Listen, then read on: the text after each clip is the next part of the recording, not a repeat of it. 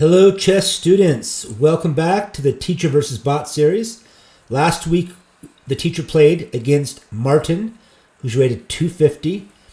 Today we're going to play against Elani. So we're at chess.com. We're going to click on play and then play bots. And we're going to go to the beginner section. We're still on beginner. So last week, here's Martin, 250. This week we're going to play Elani, who's rated 400. She is from Greece. And here we go. All right. Okay, let me just check the video's right. The video's good. Okay. All right, so Elani opened up with pawn to e4. One pawn in the center. Remember the three golden rules? Let's try the three golden rules here. I'm going to play the French defense, which is not a pawn in the center right away.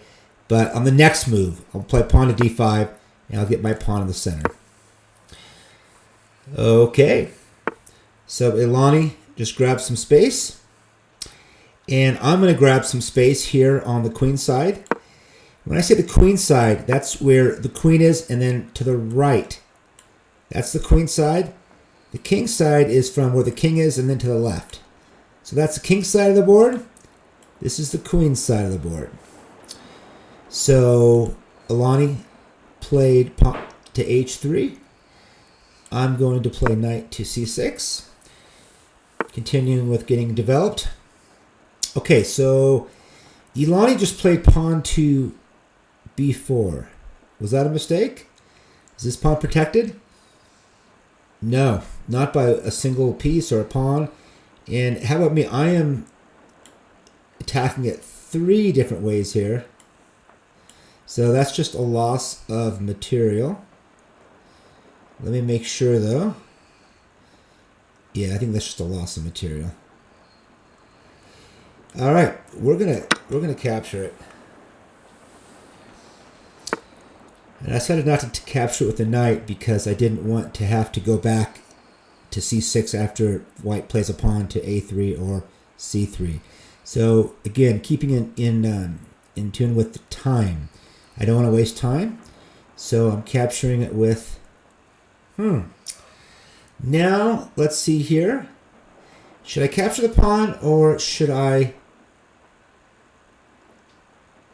protect it?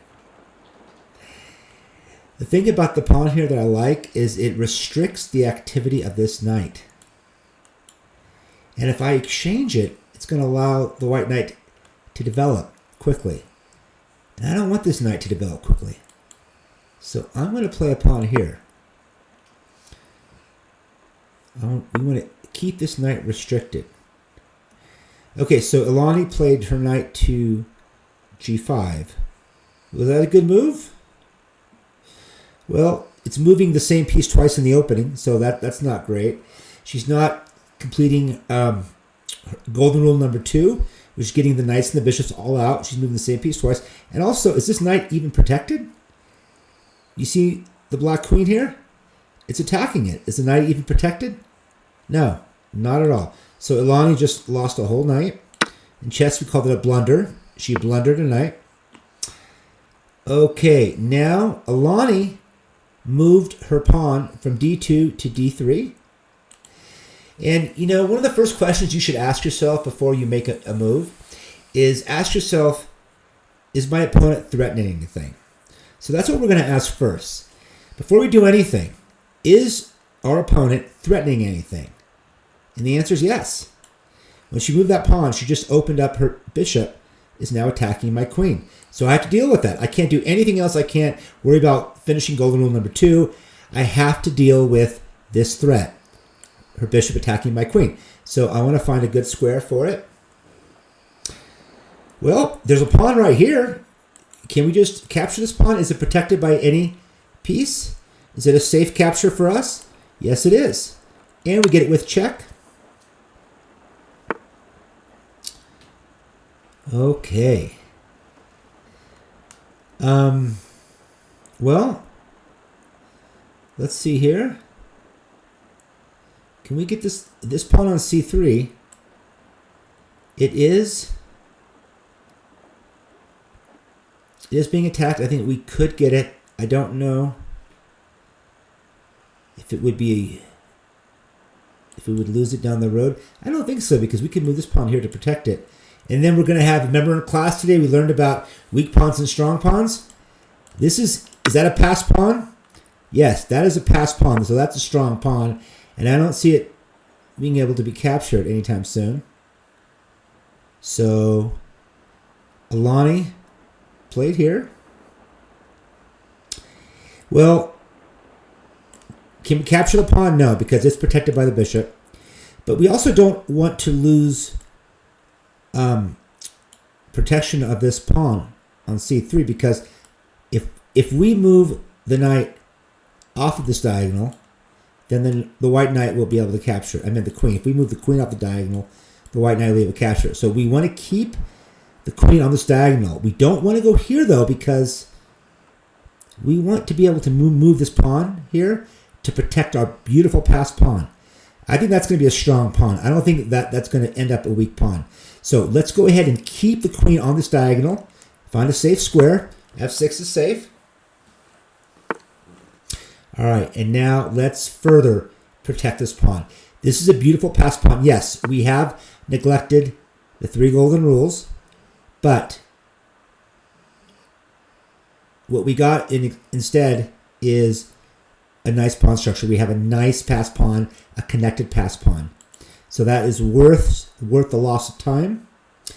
And Elani is just making blunders here, guys, huh? She's now attacking this pawn, but the pawn is also attacking the bishop. But I like this passed pawn a lot. But you know, I guess we could protect it here. Huh. Well, do we capture the bishop? Huh. I don't know. I do not know. You know what? I really like this pawn. And yes, I know we can get the bishop here, but I value this passed pawn more. So we're going to play up here. I'm going to planning on playing the pawn there. There we go. Okay. Now this passed pawn is really well protected. And we can just go ahead and continue with the 3 golden rules. We want to get our pieces out. Well, our queen's on f6, so I don't want to develop the knight on the rim. There's an old saying in chess, knights on the rim are dim, because they're stronger when they are developed towards the center. They control more squares. So I'm going to put this knight here. But before I do that, I want to develop this bishop. So I need to get this bishop developed. And let's go ahead and add further protection to this pawn.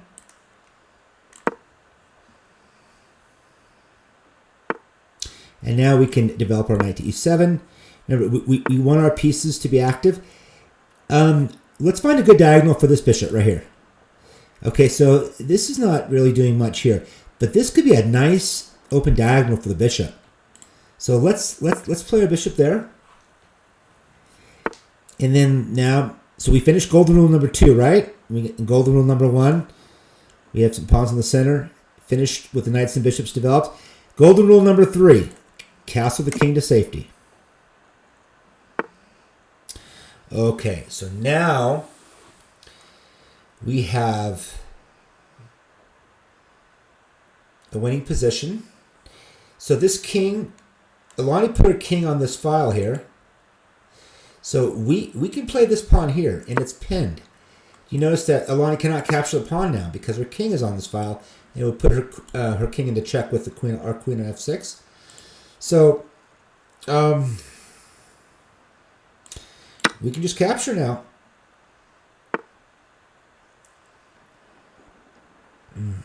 Okay. Well, this queen, Elani is not really developing her pieces. She is moving her king around, losing time. So let's find a nice square for this knight. And I think maybe this could be a nice square, protected by both these pawns. What's the fastest way to get our knight to this beautiful outpost on e3? I think it's here. And there. That will make our knight nice and strong. So let's go ahead and start with that plan. And we also, by doing that, we opened up the open E file. Because now we can pin this bishop. Well, we can just capture it, but let's do something stronger. Let's pin it. Let's pin it. This bishop now cannot move. It's an absolute pin. An absolute pin is where the pin piece cannot move.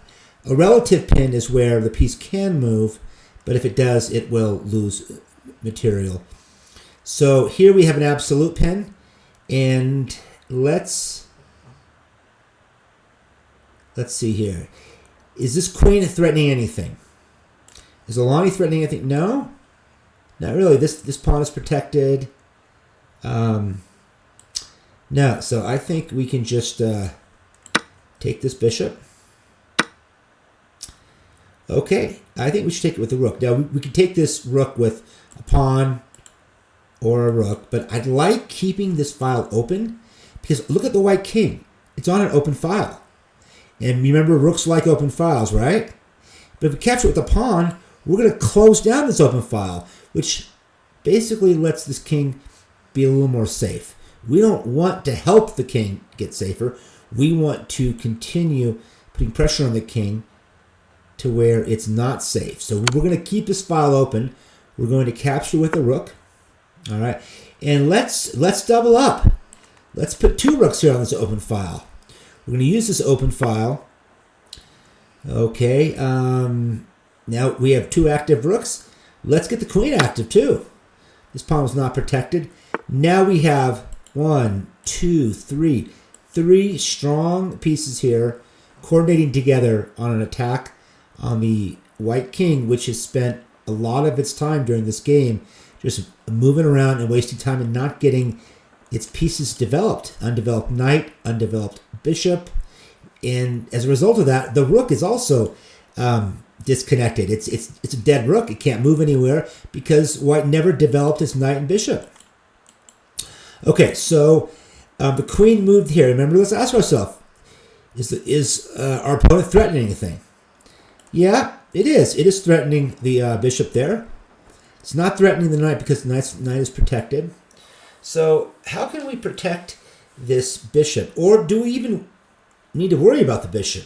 I mean, we have a pretty strong position here.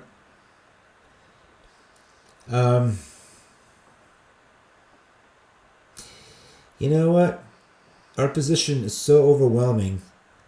I think we could just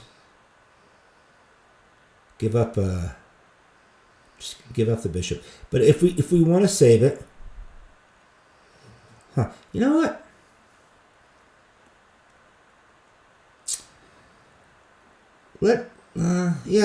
Let's save it. Let's save it. Yeah, but I don't want to protect it with this rook. I want to protect it because if we take this rook off of the 8th rank, then our king it could have some back rank issues, like getting back rank checkmated. So we want to keep a rook on the back rank to help with our king safety.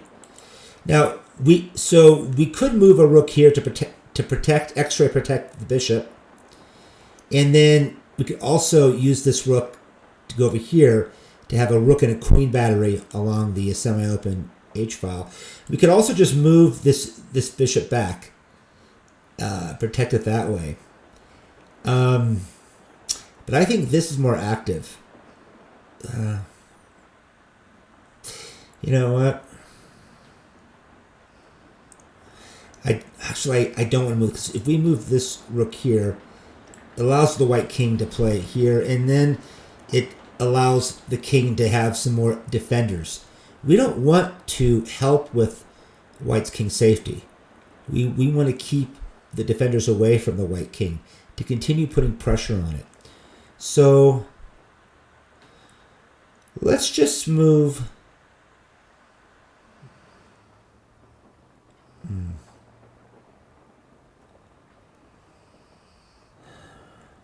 You know, if we do move our rook here, white doesn't have a check because this knight does cover d8.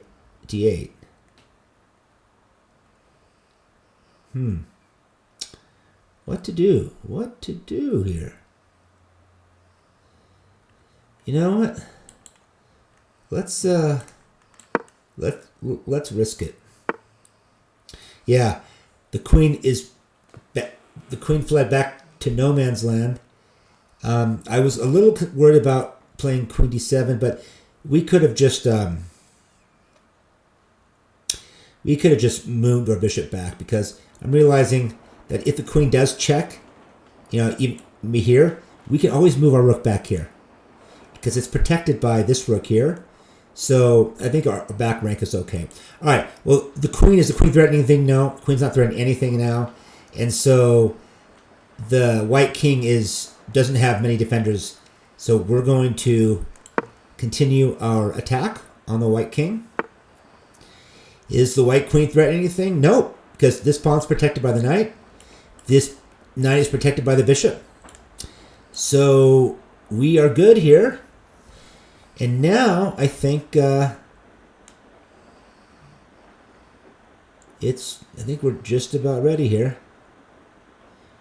There might even be a forced mate. Let's see here. Can the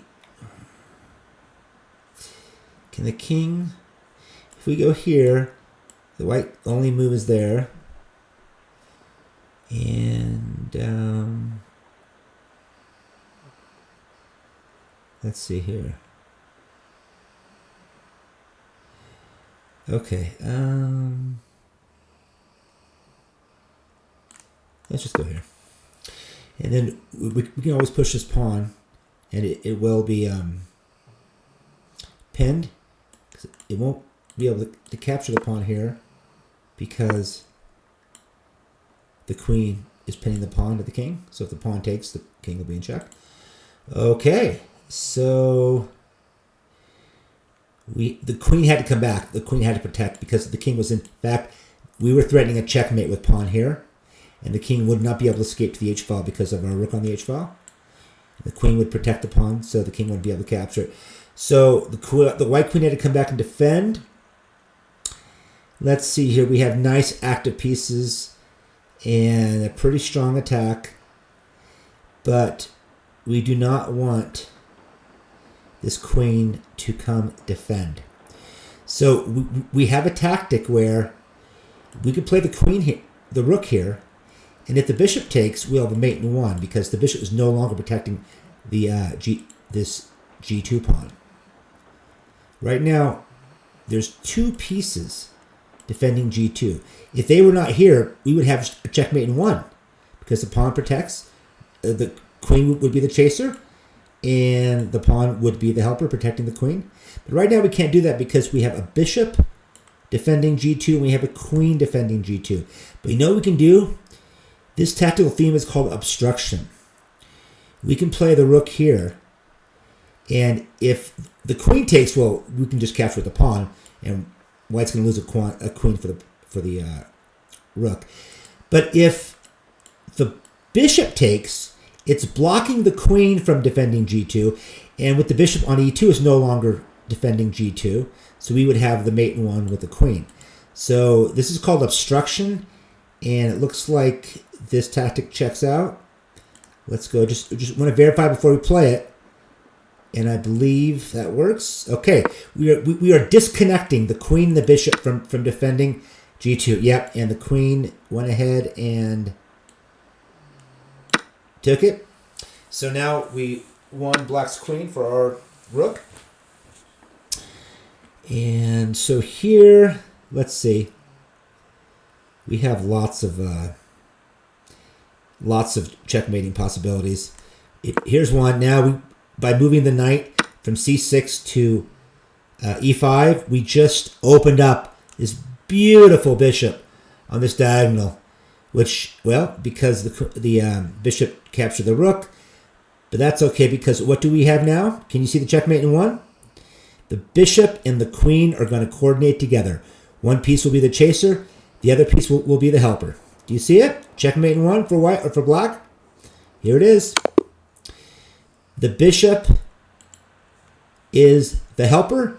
It protects the queen, and the queen is the chaser. The white king's in check. Can't get out of check. That is a checkmate. Okay. Next week, we will play a higher rated bot on chess.com. I think next week we'll do a 700 bot. All right. We'll go up about 300 points. And all right. Well, thank you for joining us for Teacher vs. Bot series. And next week, we will play a 700 rated bot here on chess.com. All right. Talk to you later. Bye-bye.